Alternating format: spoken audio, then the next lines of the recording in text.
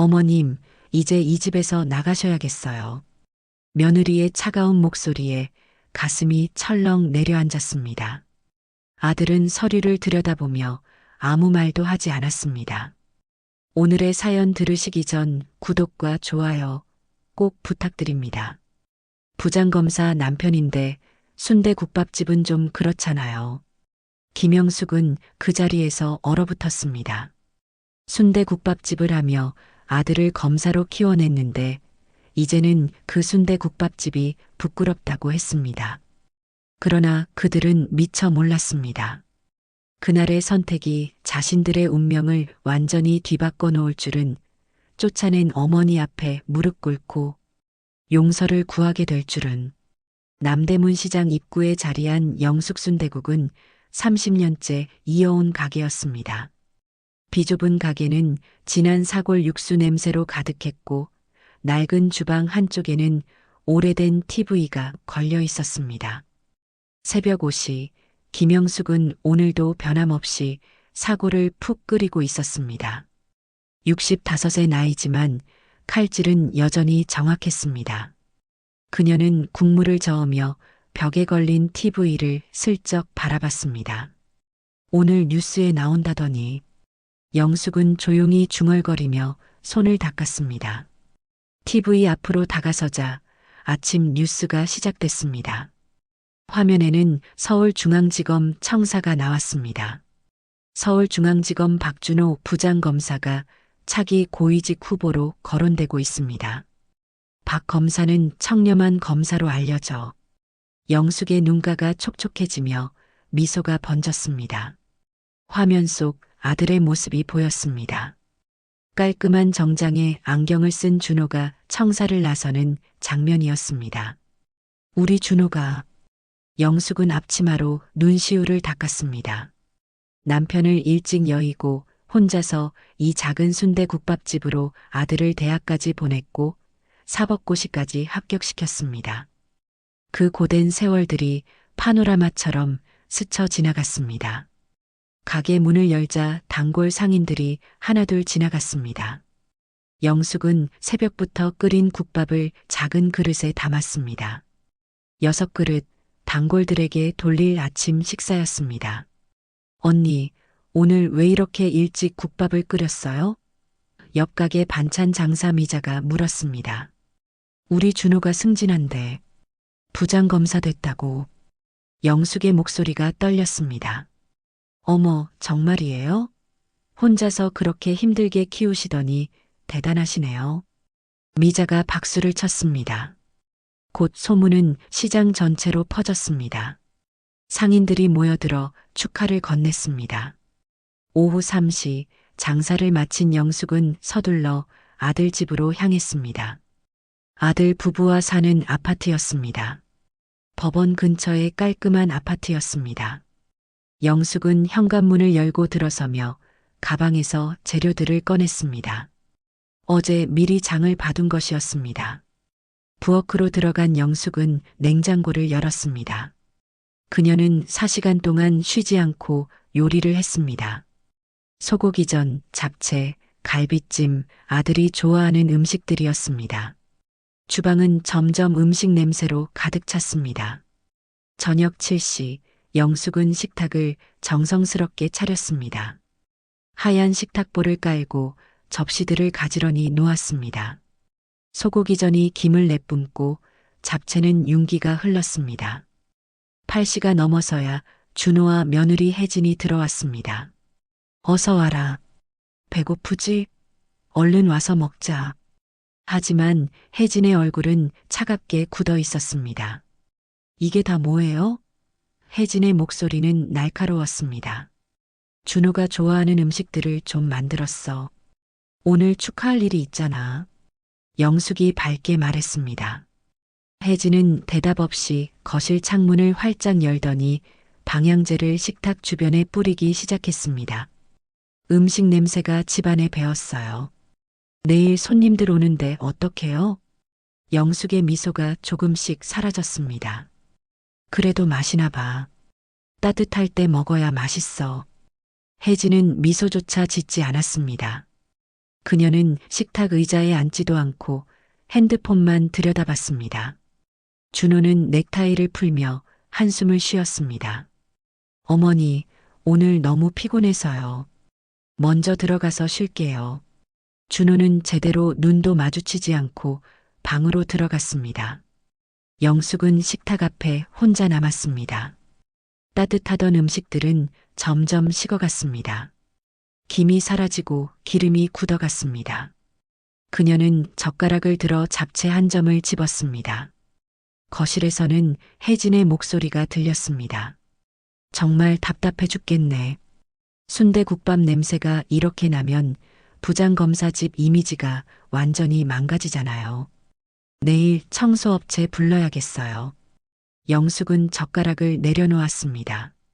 그녀는 조용히 일어나 부엌으로 가서 설거지를 시작했습니다. 다음 날 아침 영숙은 부엌에서 순대 내장을 손질하고 있었습니다.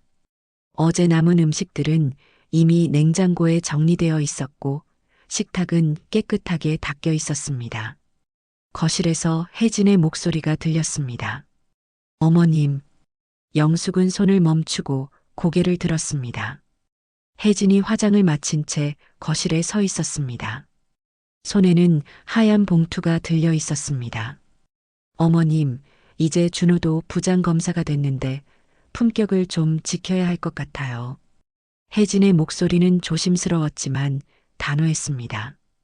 무슨 말이니? 저희 집은 좀 비좁잖아요. 어머님도 불편하실 거고요. 그래서 말인데 따로 나가서 사시는 게 좋겠어요.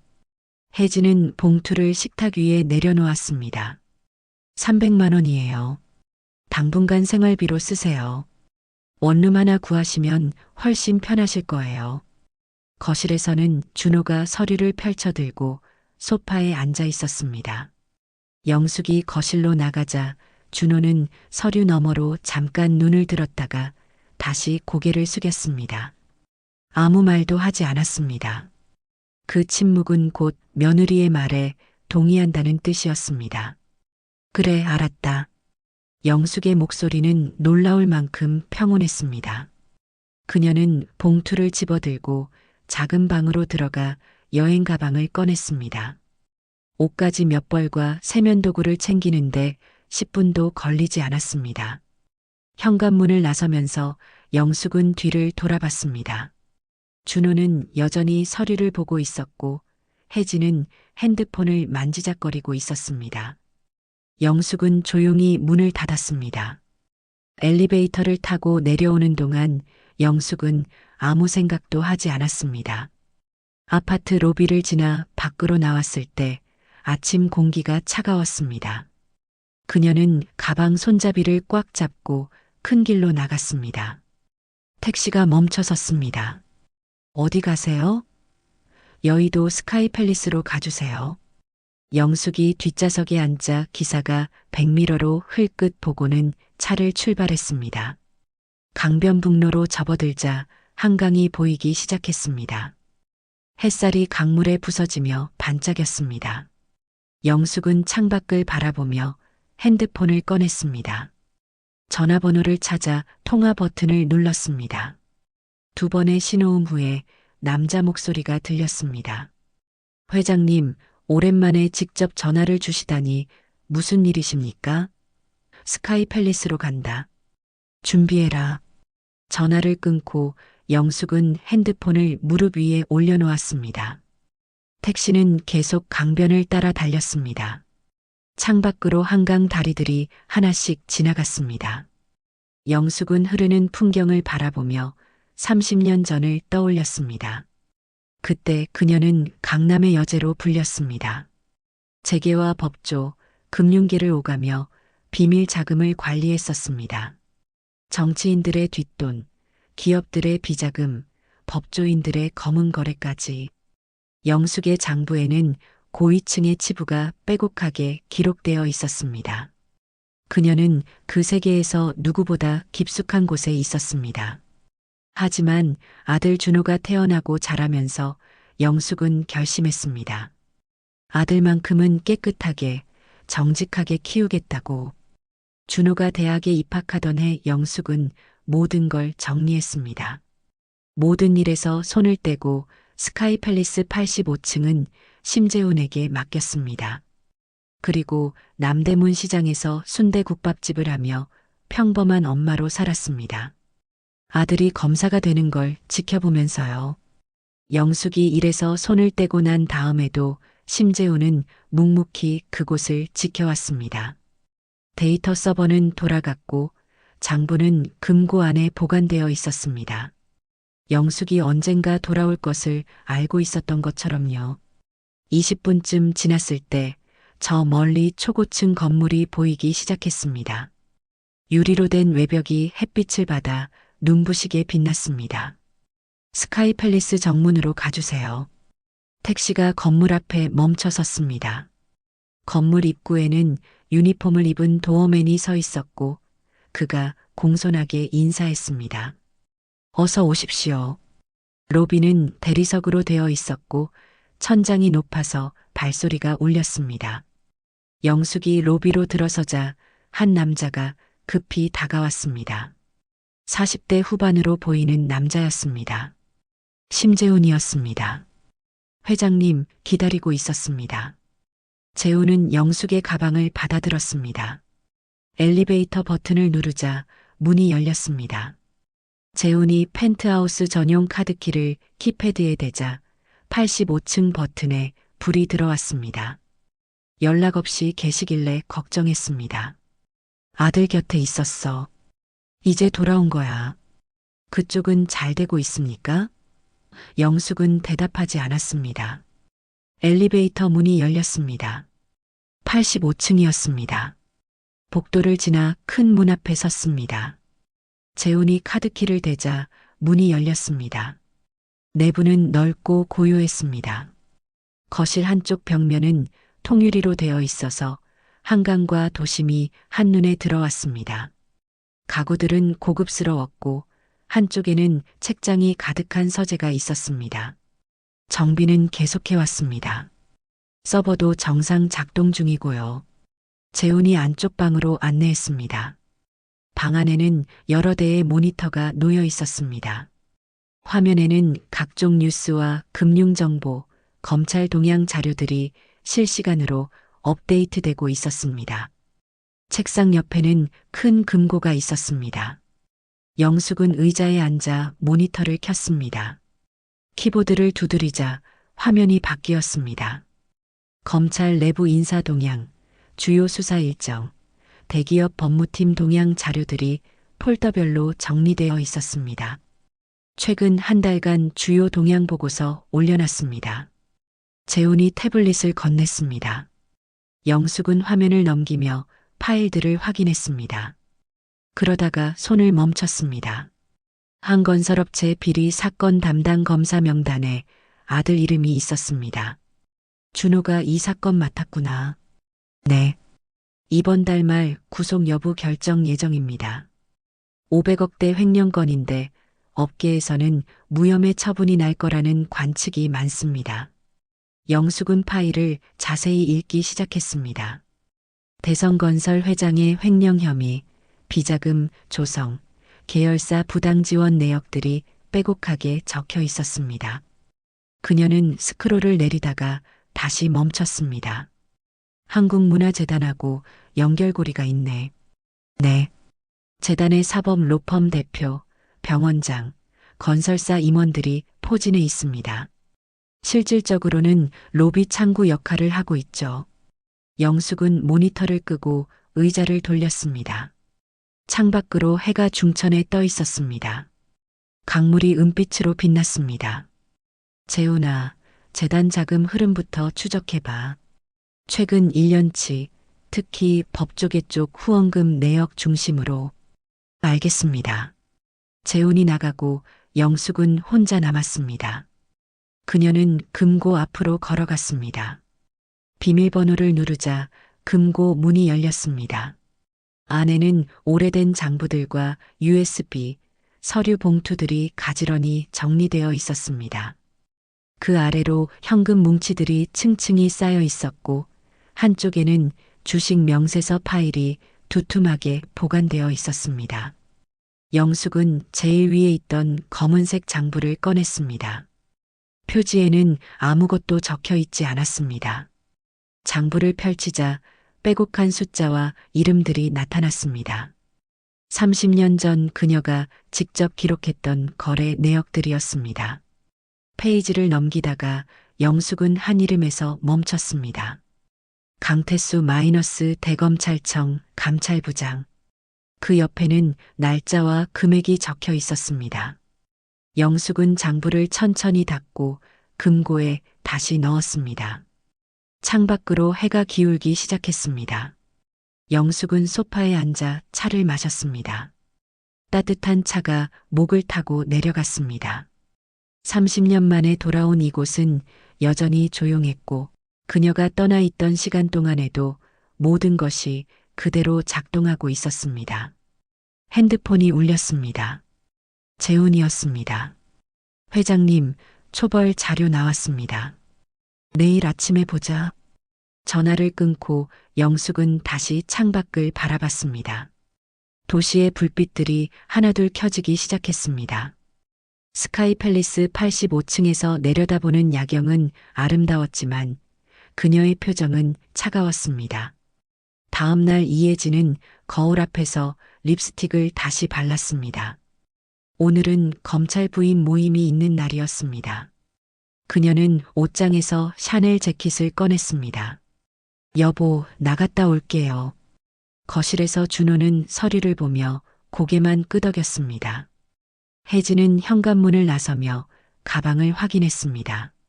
지갑, 핸드폰, 그리고 카드. 카드값 독촉 문자가 몇 통 와 있었지만 모르는 척했습니다. 청담동 이탈리안 레스토랑은 점심시간이라 붐볐습니다. 혜진이 들어서자 창가 쪽 테이블에 여자들이 모여 있었습니다. 모두 세련된 옷차림이었고 가방과 액세서리가 화려하게 빛났습니다. 혜진 씨, 여기요. 한 부인이 손을 흔들었습니다. 혜진은 미소를 지으며 자리에 앉았습니다. 테이블 위에는 이미 와인 잔들이 놓여 있었고 메뉴판이 펼쳐져 있었습니다. 대화는 자연스럽게 이어졌습니다. 한 부인이 새로 산 명품 가방을 자랑했습니다. 다른 부인은 딸아이가 미국 유학을 간다며 준비 이야기를 늘어놓았습니다. 혜진 씨는 요즘 어떠세요? 남편분이 부장검사 되신다면서요? 아, 네. 아직 확정은 아니지만요. 혜진이 겸손하게 대답했습니다. 그러자 옆자리 부인이 웃으며 말했습니다. 좋으시겠어요.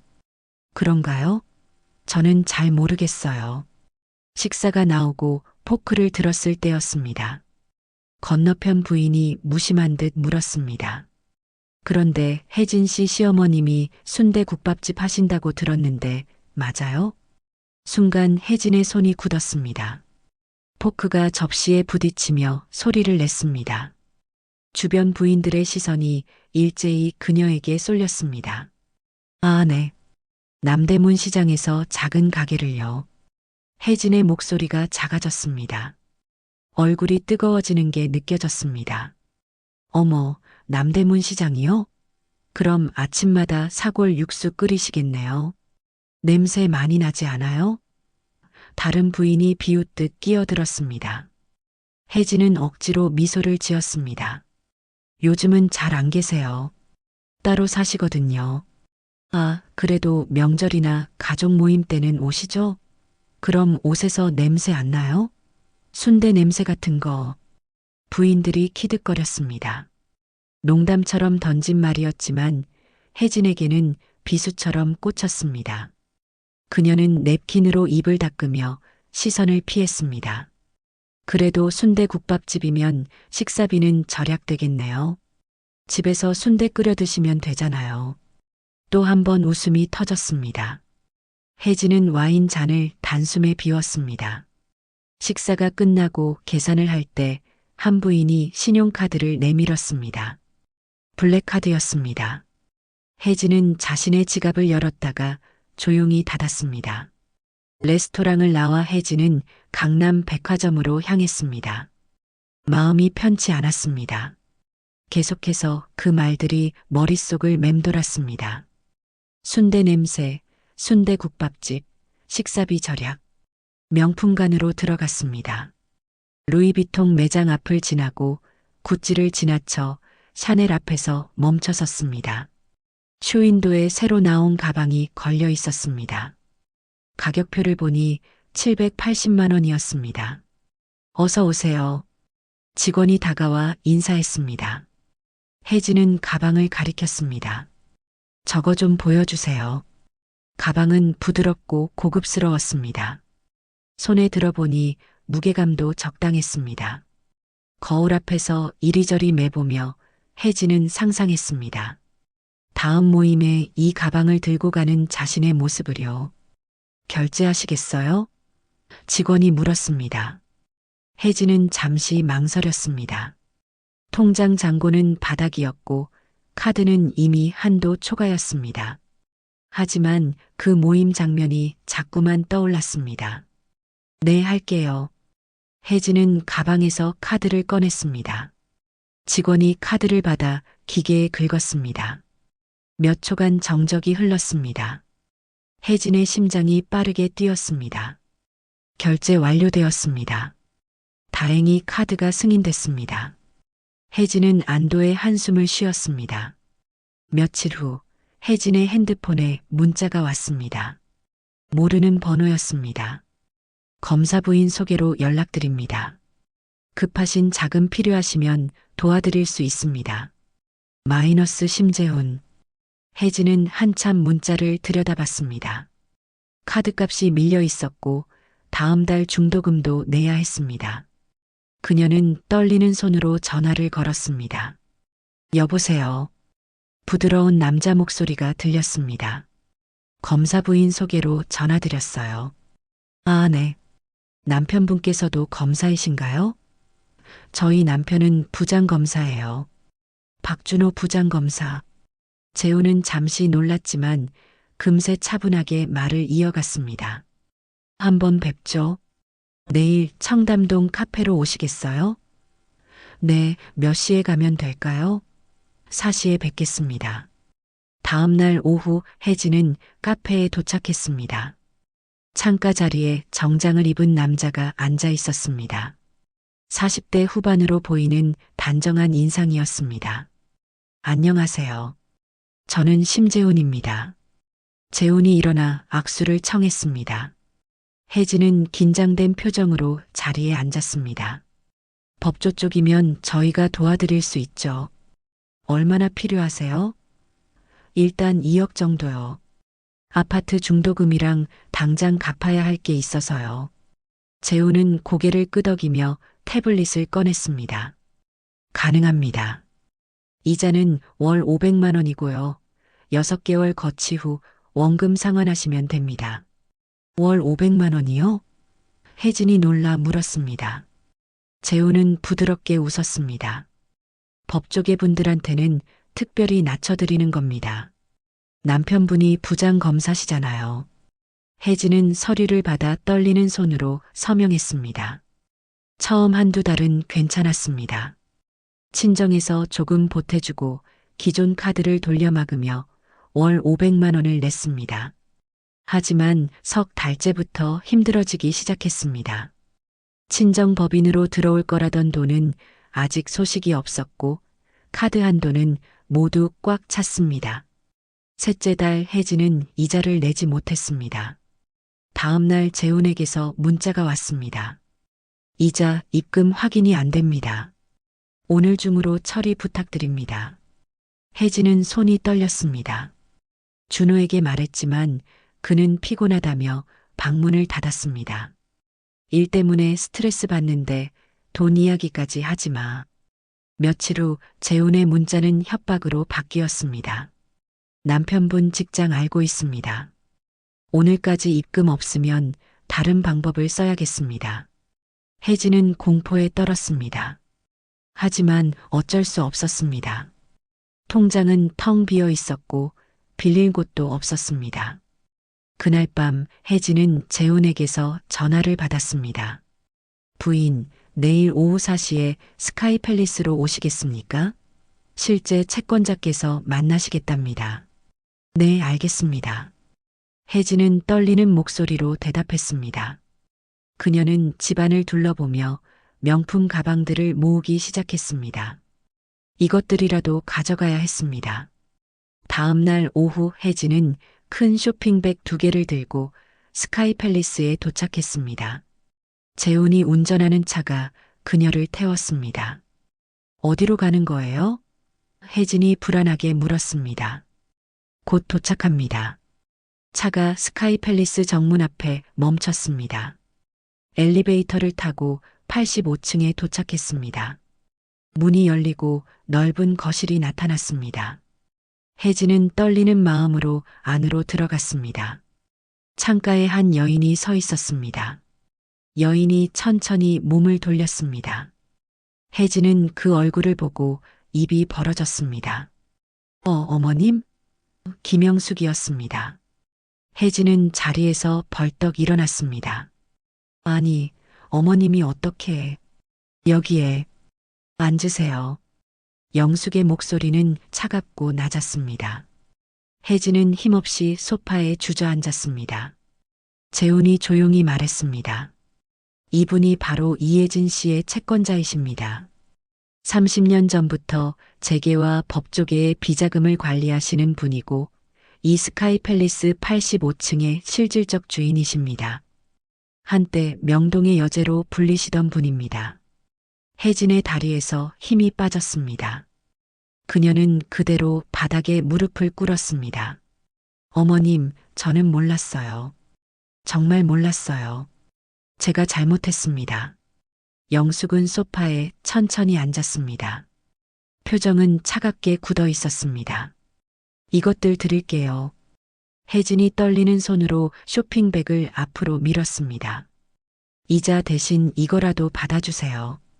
지금은 현금이 없어요. 어머님, 제발.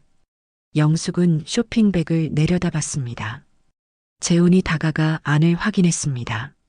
루이비통 가방, 샤넬 지갑, 금목걸이, 다이아몬드 귀걸이들이 들어 있었습니다. 이게 다 내 돈으로 산 것들이지. 영숙의 목소리가 낮게 깔렸습니다. 혜진은 고개를 들지 못했습니다. 순대국밥집 하는 시어머니는 문 앞에서 돌려보내더니 돈 가진 채권자한테는 무릎을 꿇는구나. 난 그때나 지금이나 똑같은 사람인데. 혜진은 온몸이 떨렸습니다. 눈물이 뺨을 타고 흘러내렸습니다. 어머님, 죄송합니다. 정말 죄송합니다. 제가 너무 잘못했어요. 영숙은 대답하지 않았습니다. 그녀는 창밖을 바라봤습니다. 한참의 침묵이 흘렀습니다. 저것들 정리해. 재훈이 쇼핑백을 들고 안으로 들어갔습니다. 혜진은 바닥에 엎드렸습니다. 어머님, 빌린 돈은 제가 어떻게든 갚을게요. 시간을 좀 주세요. 영숙은 자리에서 일어났습니다. 나중에 연락하지. 재훈이 혜진을 부축해 일어나게 했습니다. 혜진은 비틀거리며 문 밖으로 나갔습니다. 집으로 돌아온 혜진은 방문을 잠갔습니다. 그녀는 화장대 앞에 주저앉았습니다. 같은 시각 영숙은 서재에서 재훈과 대화하고 있었습니다. 대성건설 자금 흐름 추적은 어떻게 되고 있나? 거의 다 정리됐습니다. 한국문화재단을 통해 흘러간 돈이 상당합니다. 박준호 검사 쪽으로 간 돈도 확인됐나? 네. 처가법인 계좌로 3억이 입금된 흔적이 있습니다. 수사 종결 직전이었습니다. 영숙은 고개를 끄덕였습니다. 강태수 감찰부장한테 연락해. 만나자고 해. 알겠습니다. 재훈이 나가고 영숙은 혼자 남았습니다. 그녀는 오래된 장부를 꺼내 펼쳤습니다.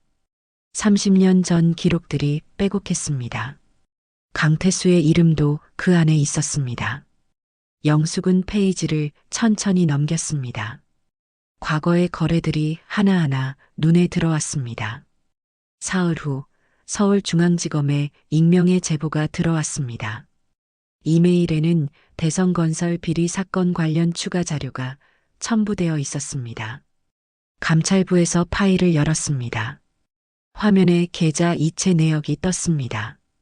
대성건설 비자금 계좌에서 여러 곳으로 돈이 흘러간 흔적이었습니다. 그중 한 곳이 눈에 띄었습니다. 이혜진의 친정법인 계좌였습니다. 감찰관이 다른 파일을 열었습니다. 박준호 검사의 수사 전후 통화 내역이 나타났습니다. 로펌 변호사, 대성건설 관계자와 주고받은 내용이었습니다. 이건 바로 부장님께 보고해야겠는데. 감찰관이 서류를 들고 강태수 감찰부장실로 향했습니다. 강태수는 자료를 검토하며 표정이 굳어졌습니다. 이 자료 출처는 익명입니다. 하지만 내용이 매우 구체적입니다. 너무 정확해. 내부자가 아니면 불가능한데. 그때 강태수의 핸드폰이 울렸습니다. 모르는 번호였습니다. 그는 전화를 받았습니다. 여보세요. 오랜만이네요, 부장님. 강태수의 손이 멈췄습니다. 이 목소리, 30년 전 그 목소리였습니다. 회장님, 자료 받았죠? 쓸만하던가요? 강태수는 책상 위의 파일을 내려다봤습니다. 손이 떨렸습니다. 이 자료, 회장님이 보내신 겁니까? 검찰을 정화하고 싶다고 하셨잖아요, 부장님. 기회를 드리는 거예요. 회장님, 복귀하신 겁니까? 부장님이라면 제대로 처리하실 거라 믿어요. 강태수는 깊은 숨을 들이켰습니다. 30년 전 억울한 상황으로 좌천될 뻔했을 때 영숙에게 도움을 받았었습니다. 어쩌면 지금 감찰부장 자리에 있는 것도 영숙 덕분이었습니다. 알겠습니다. 제대로 처리하겠습니다. 잘 부탁해요. 전화가 끊겼습니다. 강태수는 한참을 핸드폰을 들고 서 있었습니다. 나흘 후 검찰 내부에 감찰 통보가 내려졌습니다. 박준호 부장검사에 대한 비공식 조사가 시작된 것입니다. 소문은 빠르게 퍼졌습니다. 준호의 사무실로 동료 검사가 찾아왔습니다. 준호야, 감찰부에서 자네 이름이 나온다던데 무슨 일이야? 대성건설 건 때문에 그런가 봐. 조심해. 동료가 나가고 준호는 멍하니 앉아 있었습니다. 머릿속이 복잡했습니다. 며칠 전 혜진이 했던 말이 떠올랐습니다. 스카이 팰리스 85층. 준호는 컴퓨터를 켰습니다. 검색창에 강남의 여제를 입력했습니다. 몇 개의 오래된 기사가 나왔습니다. 30년 전 법조계 비자금 스캔들 관련 기사였습니다. 재계의 비밀 자금 관리자로 알려진 명동의 여제라는 인물이 검찰 조사를 받고 있다. 준호는 기사를 계속 읽었습니다. 손이 떨렸습니다. 설마, 정말 어머니가? 며칠이 지났습니다. 감찰은 점점 구체화됐습니다. 준호는 자료 제출 요구를 받았고 면담 일정이 잡혔습니다. 잠을 이룰 수 없었습니다. 어느 날 저녁 준호는 직접 확인해 봐야겠다고 생각했습니다. 밤 9시 준호는 스카이 팰리스 앞에 섰습니다. 거대한 건물이 어둠 속에서 빛났습니다. 그는 로비로 들어갔습니다. 안내 데스크에 직원이 앉아 있었습니다. 85층에 방문 왔습니다. 성함이 어떻게 되시죠? 박준호입니다. 직원이 인터폰을 들었습니다. 몇 번의 신호음 후에 상대방이 받았습니다. 네. 재훈의 목소리였습니다. 박준호 씨라는 분이 방문하셨는데요. 재훈은 잠시 침묵했습니다. 그는 서재 쪽을 돌아봤습니다. 영숙이 책상에 앉아 있었습니다. 회장님, 박준호 검사가 로비에 왔습니다. 영숙은 펜을 내려놓았습니다. 그녀는 잠시 생각하다가 고개를 끄덕였습니다. 올라오라고 해. 재훈이 인터폰에 대고 말했습니다. 올려 보내주세요. 엘리베이터가 조용히 올라갔습니다. 준호는 가슴이 터질 것 같았습니다. 문이 열렸습니다. 85층이었습니다. 복도를 걸어 끝에 있는 문 앞에 섰습니다. 초인종을 눌렀습니다. 잠시 후 문이 열렸습니다. 영숙이 서 있었습니다. 평소와 다른 옷차림이었습니다. 고급스러운 블라우스와 우아한 스커트였습니다. 어머니, 준호의 목소리가 떨렸습니다. 영숙은 아무 말 없이 뒤로 물러섰습니다. 준호가 안으로 들어갔습니다. 거실은 넓고 조용했습니다. 통유리 너머 야경이 펼쳐져 있었습니다. 어머니, 이게 다 뭐예요? 보면 알잖아. 정말 어머니가 강남의 여제예요? 그랬지. 30년 전엔 준호는 무릎에 힘이 풀렸습니다. 그는 바닥에 무릎을 꿇었습니다. 어머니, 살려주세요. 제발이요. 감찰이 들어왔어요. 이러다간 제가 너 스스로 한 일이잖아. 영숙의 목소리는 차갑고 담담했습니다. 어머니가 자료를 넘긴 거예요? 어머니, 저 어머니 아들이에요. 어떻게 이러실 수 있어요? 준호가 소리쳤습니다. 영숙은 창밖을 바라봤습니다. 넌 내 아들이 맞아. 그래서 더 깨끗하게 키우려고 했던 거야. 근데 너는 결국 그쪽을 택했구나. 돈을. 저는 몰랐어요. 어머니가 이런 일을 하셨는지. 알았으면 안 했을까? 똑같이 했겠지. 돈이 필요했으니까. 영숙은 자리에서 일어났습니다. 이미 내 손을 떠났어. 이제 법이 판단할 거야. 어머니. 준호는 바닥에 주저앉았습니다. 영숙은 그를 내려다보다가 안쪽 방으로 들어갔습니다. 문이 닫혔습니다. 준호는 한참을 그 자리에 앉아 있었습니다. 다음 날 아침 서울중앙지검 게시판에 공문이 게시됐습니다. 박준호 부장검사 직무 배제 조치. 검찰 복도는 술렁거렸습니다. 동료 검사들이 게시판 앞에 모여 속삭였습니다. 준호는 사무실에서 나오지 못했습니다. 책상 위에는 제출하라는 서류 목록이 산더미처럼 쌓여 있었습니다. 그의 손은 계속 떨렸습니다. 스카이팰리스 85층에서 영숙은 재훈으로부터 보고를 받고 있었습니다. 검찰에서 직무 배제 조치 내렸습니다. 며칠 내로 본격적인 조사가 시작될 겁니다. 이혜진 쪽 친정법인은 이미 금융감독원에서 자금 출처 조사 들어갔습니다. 친정 식구들도 조사 대상에 올랐고요. 영숙은 고개를 끄덕였습니다. 그녀는 창밖을 바라봤습니다. 한강이 고요하게 흐르고 있었습니다. 강태수 부장에게 추가 자료를 보내 결정적인 증거들로. 네, 회장님. 재훈이 고개를 숙였습니다. 한국문화재단 이사장도 연락이 왔습니다. 만나자고 하던데요. 거절해. 이제 만날 이유가 없어. 영숙의 목소리는 단호했습니다. 재훈은 태블릿에 메모를 했습니다. 회장님, 그런데 괜찮으십니까? 아드님 일인데. 재훈이 조심스럽게 물었습니다. 영숙은 차를 한 모금 마셨습니다. 내가 30년 동안 순대국밥집에서 손이 부르트도록 일한 건 아들이 깨끗하게 살길 바래서였어. 근데 내가 버는 돈은 부끄럽다며 나를 내쫓고 정작 자기는 더러운 돈을 받았지. 영숙의 눈빛이 차갑게 가라앉았습니다. 이건 복수가 아니야. 교육이지. 잘못된 길로 간 자식을 바로잡는 거야. 일주일 후 아침 뉴스가 터졌습니다. 서울중앙지검 박준호 부장검사가 뇌물수수 혐의로 검찰 조사를 받고 있습니다.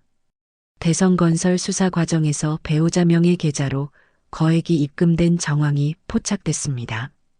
앵커의 목소리가 차분하게 이어졌습니다. 화면에는 검찰청 건물이 나왔고 이어서 준호의 증명사진이 떴습니다. 검찰청 앞은 취재진으로 가득했습니다. 준호가 건물 밖으로 나오자 카메라 플래시가 터졌습니다.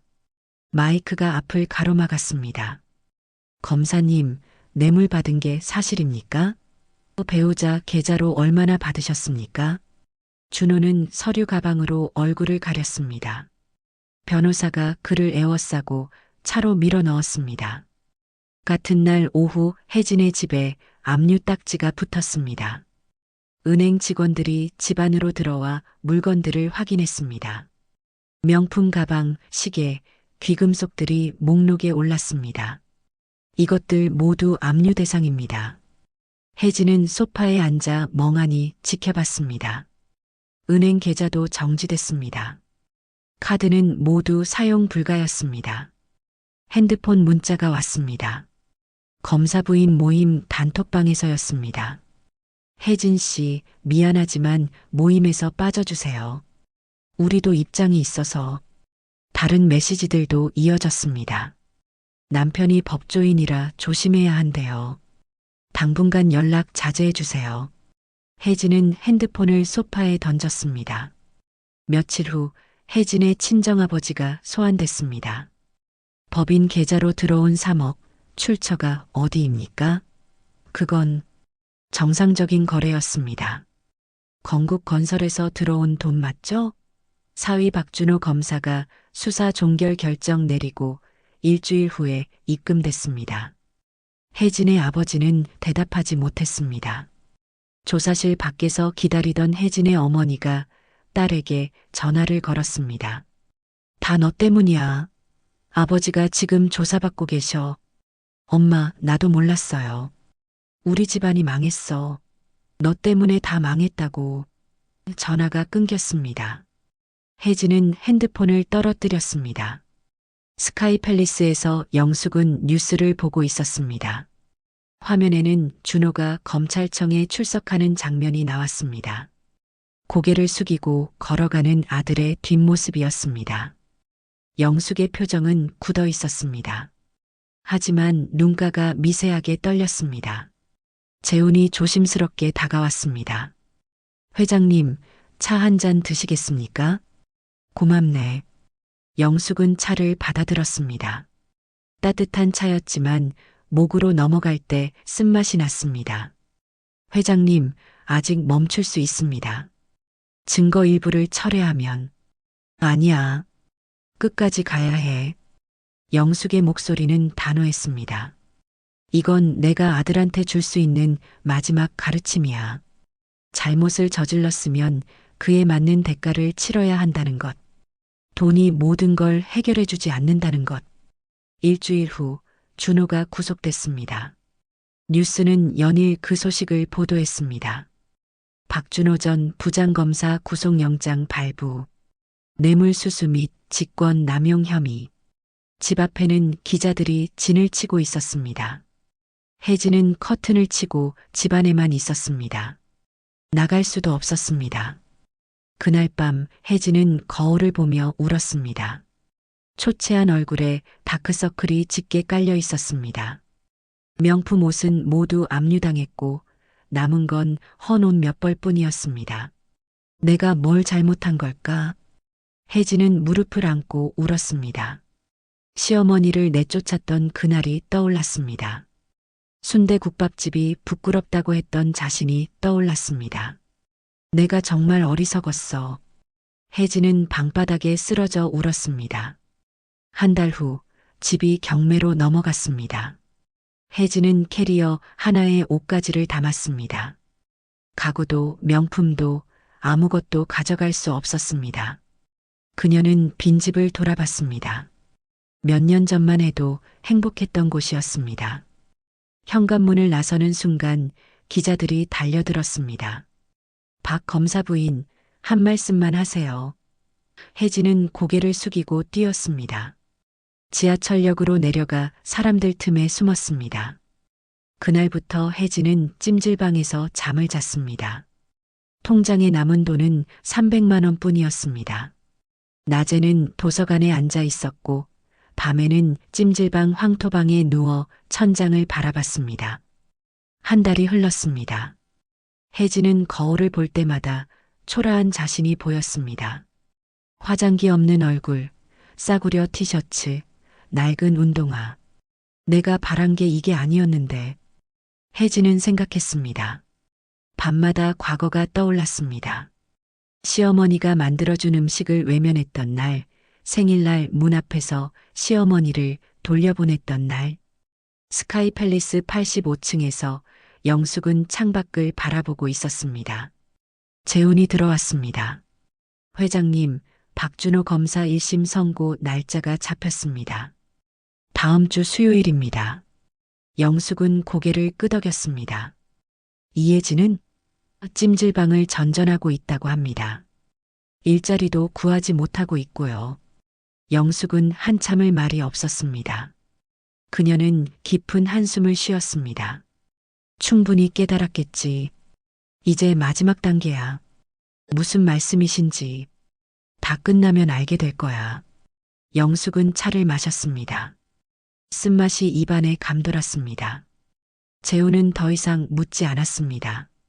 그는 영숙의 눈빛에서 결연함과 동시에 깊은 슬픔을 읽을 수 있었습니다. 어머니로서의 아픔이었습니다. 다음 주가 다가왔습니다. 법정 선고일이었습니다. 영숙은 그날 아침 일찍 남대문 시장으로 향했습니다. 순대국밥집 문을 열고 새벽부터 육수를 끓였습니다. 오랜만에 맡는 사골 육수 냄새였습니다. 영숙은 국자를 저으며 눈물을 흘렸습니다. 아들을 위해 30년을 끓였던 그 육수였습니다. 3개월째 되던 날 혜진은 결심했습니다. 그녀는 남은 돈으로 남대문 시장 버스를 탔습니다. 시장은 여전히 활기찼습니다. 상인들의 호객 소리, 생선 굽는 냄새, 사람들의 웃음소리. 혜진은 영숙 순대국 앞에 섰습니다. 가게 안에서 영숙이 순대를 손질하고 있었습니다. 혜진은 떨리는 손으로 문을 열었습니다. 어서 오세요. 영숙이 고개를 들었습니다. 혜진은 그 자리에 무릎을 꿇었습니다. 어머님, 용서해 주세요. 손님들이 일제히 돌아봤습니다. 제가 정말 잘못했어요. 시댁도 망치고 친정도 망쳤어요. 다 제 욕심 때문이었어요. 혜진의 목소리가 떨렸습니다. 눈물이 뺨을 타고 흘러내렸습니다. 제발 받아주세요. 일이라도 시켜주세요. 뭐든지 할게요. 설거지도 하고 청소도 하고 배달도 하겠어요. 혜진은 고개를 조아렸습니다. 영숙은 혜진을 내려다봤습니다. 한참의 침묵이 흘렀습니다. 가게 안은 조용해졌습니다. 손님들도 숨을 죽이고 지켜봤습니다. 일어나라. 혜진이 고개를 들었습니다. 내일 아침 4시에 와. 순대 손질부터 시작해. 정말요? 어머님, 그만 일어나. 손님들 식사하는데 방해하지 말고. 혜진은 바닥에서 일어나 깊게 절했습니다. 그녀는 가게를 나서며 눈물을 닦았습니다. 다음 날부터 혜진은 순대국밥집에서 일했습니다. 새벽 4시에 출근해서 설거지를 하고 테이블을 닦고 순대를 손질했습니다. 영숙은 말수가 적었지만 일은 정확하게 가르쳐줬습니다. 그릇은 이렇게 씻어. 파는 이 정도 크기로 썰어야 해. 육수는 약불로 12시간 끓여야 진하게 우러나. 혜진은 묵묵히 따랐습니다. 예전의 교만함은 사라졌습니다. 그녀는 영숙의 말에 순종하며 열심히 일했습니다. 한 달이 지나자 영숙은 혜진에게 작은 월세방을 구해줬습니다. 시장 근처 반지하였지만 혜진에게는 감사했습니다. 어머님 감사합니다.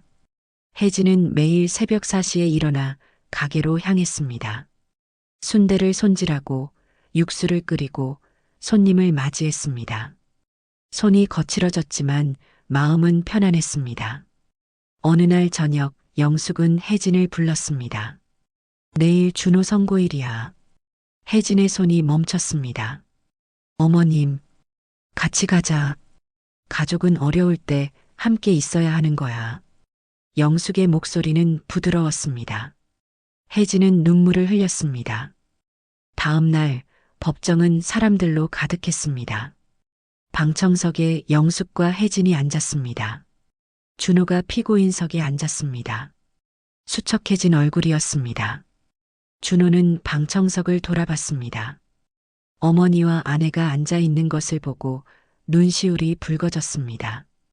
피고인 박준호에게 징역 3년을 선고합니다. 다만 정상 참작의 여지가 있어 집행유예 3년을 함께 선고합니다. 판사의 목소리가 울렸습니다. 집행유예. 준호는 감옥에 가지 않아도 됐습니다. 하지만 검사 자격은 영구히 박탈됐습니다. 법정이 끝나고 복도에서 세 사람이 마주쳤습니다. 준호는 어머니 앞에 무릎을 꿇었습니다. 어머니, 죄송합니다. 제가 정말 잘못했습니다. 영숙은 아들의 어깨에 손을 얹었습니다. 일어나라. 이제 다시 시작하는 거야.